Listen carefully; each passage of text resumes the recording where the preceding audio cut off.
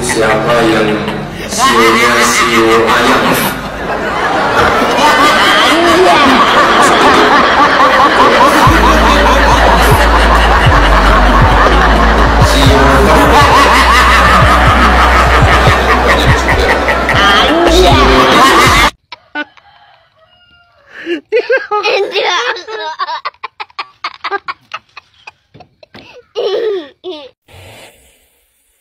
Masa iya dari ratusan juta milenial yang tersebar dari Sabang sampai Merauke harus terwakili oleh objek sekelas Fufu Fafa Gibran Blair begini, yang gak pernah terdengar sama sekali ide-ide kebangsaan atau gagasan bagaimana strategi Indonesia menjadi global player dalam mengisi peradaban dunia ini. Atau apalah itu inovasi dan solusi untuk anak muda Indonesia menjadi sangat kompeten dan produktif di setiap potensi yang dimilikinya. Tapi tentunya ide-ide itu harus dari hasil pemikiran kepalanya sendiri, bukan dari gerombolan pembisik oportunis.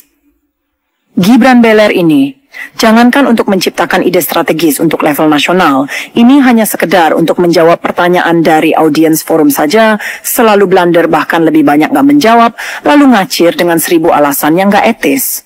Dasarnya emang si Fufu Fafah ini memang bego dan sangat gak kompeten untuk menjadi sekelas wakil presiden. Posisi penyelenggara negara kesannya kok main-main begini ya. Maruah bangsa dan negara ini bukan untuk dipermainkan layaknya beradu untung lewat judi online ilegal. Martabat bangsa yang besar ini bisa terjaga bahkan terangkat, ya tentu saja oleh orang-orang yang bermartabat pula. Sudah ketentuannya wajib. Kalau kontestasi Pilpres tahun kemarin itu, alangkah eloknya diikuti kontestan yang benar-benar berilmu, brilian dalam menciptakan ide, memiliki bobot integritas yang mumpuni, kapabel, dan banyak kriteria yang layak untuk menjadi pemimpin negeri. Yup, setelah Pak Mulyono dengan ijazah palsunya, ini ramai di media sosial mengenai persoalan Mas Wapres yaitu Gibran. Lagi dan lagi menjadi sorotan para netizen, baik itu kualitasnya sebagai wakil presiden dan juga janji-janjinya yang tidak kunjung terrealisasikan sampai saat ini. Dan beredar rumor bahwa Pak Wapres ini sengaja digandangkan di IKN untuk tidak menghadiri tamu dari luar negeri, karena Mas Wapres ini Mas Gibran ini sebagai Wapres dianggap sebagai aib negara. Aduh, ini keterlaluan. Nah sahabat-sahabat, untuk itu baiknya kita lanjut dulu bagaimana komentar-komentar netizen atau tohokan-tohokan untuk Mas Wapres si Fufu Fafa. Bisa-bisanya dia ngajakin orang lain untuk keluar dari zona nyaman. Kita perlu keberanian keluar dari zona nyaman. Jangan sok-sokan ngajak orang lain untuk keluar dari zona nyaman kalau lu sendiri nggak pernah keluar dari zona nyaman. Untuk kerjaan aja sampai dicariin bapak lu. Untuk melakukan terobosan yang mungkin mengusik pihak lain. Oh, mungkin arti kalimat lakukan terobosan yang mengusik pihak lain itu adalah menerobos konstitusi supaya bisa jadi wapres kali ya. Bener juga sih. Jadi gak usah ngajarin orang kecil yang gak punya privilege. Justru lu contoh paling bagus orang yang gak pernah keluar dari zona nyaman dengan banyak privilege yang ngikutin. Apa lu?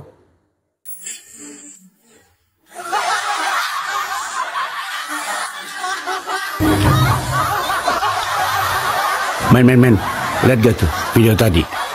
Gara-gara anak idola gue habis tanam padi diinjek-injek, di komentar sama kaum pembenci. Weh, Gibran, salah, masa nanam padi habis itu diinjek? Sebenarnya bukan diinjek, tapi betul yang dilakukan Mas Gibran. Ada pepatah yang mengatakan tak ada besi yang kuat sebelum ditempa. Maksud tujuannya supaya padi-padi itu kuat menghadapi impor beras saat panen raya.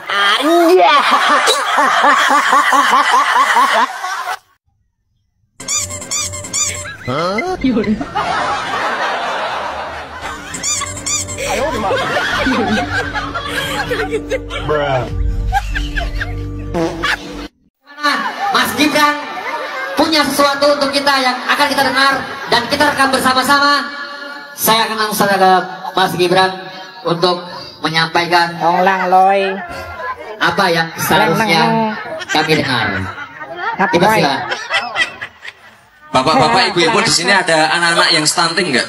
Sehat semua ya? Ada beberapa. Oke, nanti kita berikan atensi khusus juga ya. Bentar. Oke. Bapak Ibu, yang penting Bapak Ibu sehat semua. Pilihan beda boleh, Yang penting Bapak Ibu rukun semua, sehat semua ya. Terima kasih. Wassalamualaikum warahmatullahi wabarakatuh. Segitu aja Mas Gibran, jauh-jauh dari Solo. Segitu aja Mas Gibran, jauh-jauh dari Solo.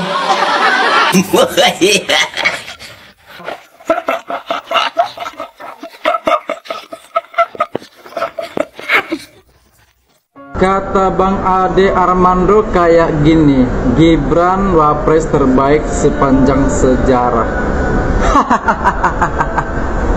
Terbaik sepanjang sejarah. Dasarnya apa coba? Coba deh, dasarnya apa?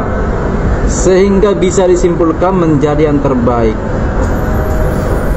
Gua rasa ya, Bung Hatta ketawa lihat ini. Iya nggak sih? Kok bisa dibilang terbaik sedangkan kerjanya belum kelihatan apa-apa selama berapa bulan ini? Terbaik dari mana coba?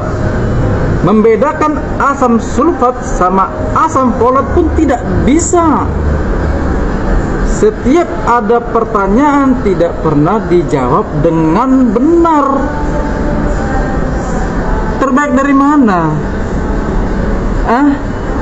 Astaga. Tolong deh. Coba tolong periksa otaknya Bang Ade Armando. Jangan-jangan udah kegeser lagi akibat dipukulin itu. Mas gimana nih Mas? Janji 19 juta lapangan kerja. Itu di Bekasi 25.000 orang saling dorong, gimana tuh Mas tanggapannya Mas? Jadi gini ya Mas. Waktu saya ngomong 19 juta itu, saya lagi ngebayangin kalau saya punya 19 juta pengikut di Instagram gitu, itu malah kepeleset lidah. Jadi ya udah gitu aja Mas. Saya juga heran kenapa bisa langsung jadi pesimis kan. Loh terus Mas gak koreksi Mas? Ya, orang banyak yang suka tuh, jadi gak usah lah kalau menurut saya. Damn. Terus gimana Mas nasib para pencari kerja? Ya pasti ada jalan. Seperti saya kan jalannya dibantu Bapak sama dibantu Paman begitu ya. Ya cukup. Terima kasih. Mas Wapres, iki saran yo, saran. Lah arep pencitraan, gobloke kuwi ditinggal sik di omah. Ora usah digowo. Ben ra ketok. Karepmu iki piye to, Bran? Kowe arep nandur atau arep ngerusak? Begini loh.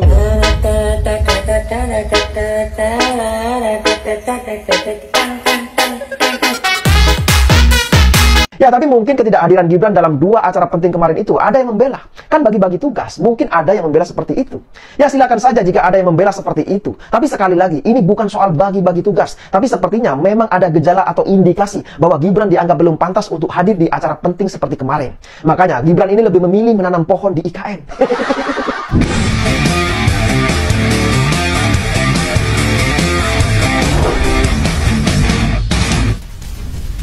Nah, jadi ya, dari awal kedatangan Perdana Menteri Li Qiang ke Indonesia, Gibran ini memang tidak terlihat sama sekali. Bahkan ya, setelah bertemu dengan Presiden Prabowo di Istana pada tanggal 25 Mei, Perdana Menteri Tiongkok Li Qiang justru melanjutkan pertemuannya dengan Ketua DPR RI Mbak Puan Maharani. Jadi dalam pertemuan tersebut, ada banyak sekali kerjasama yang dibicarakan antara Mbak Puan dengan Perdana Menteri Tiongkok Li Qiang. Nah, beberapa kerjasama yang dibicarakan itu adalah terkait dengan investasi, kemudian pariwisata, dan bahkan ada juga terkait dengan isu politik luar negeri, yaitu soal dukungan kepada rakyat Palestina. Ya, pada intinya ada banyak sekali kerjasama yang dilakukan antara Mbak Puan Maharani dengan Perdana Menteri Tiongkok Li Qiang. Tapi sekali lagi, yang menjadi pertanyaan kita semuanya adalah, mengapa Wapres Gibran ini tidak terlibat atau tidak dilibatkan sama sekali? Padahal menurut saya itu adalah acara yang sangat-sangat penting. Dan setelah saya cek di beberapa media online ya, ketika kedatangan Perdana Menteri Tiongkok ke Indonesia pada tanggal 24 Mei, ternyata Gibran ini sedang berada di Ngawi, Jawa Timur untuk menanam padi.